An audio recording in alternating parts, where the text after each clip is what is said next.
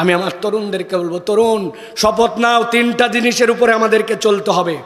এক নম্বর, লাইফে সত্য এবং সত্যবাদিতার উপরে থাকতে হবে। পৃথিবীর শেষ ব্যক্তি তুমি হবা যে সত্যের পক্ষে থাকবে। দুনিয়া বদল হয়ে যেতে পারে, আমি ইনসাফ এবং সত্যের পক্ষে। রাজি আছো? রাজি আছো?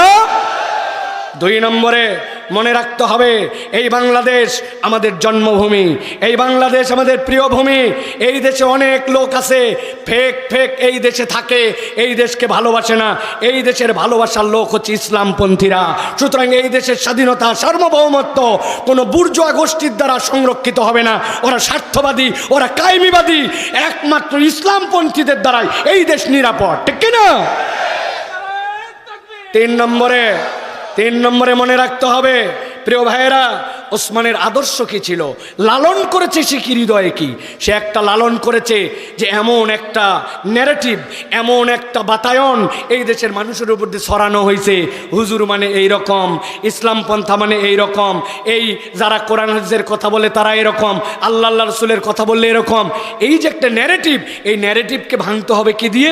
শিক্ষা দিয়ে, জ্ঞান দিয়ে, যুক্তি দিয়ে, বিদ্যা দিয়ে, আদর্শ দিয়ে নিজেদেরকে মজবুত করে। ফাও চিৎকার করে লাভ নাই, আবেগের চোখের পানি কালকে শুকায় যাবে, কিন্তু আদর্শবাদী যদি হয় তাহলে চোখের পানি শুকাবে না।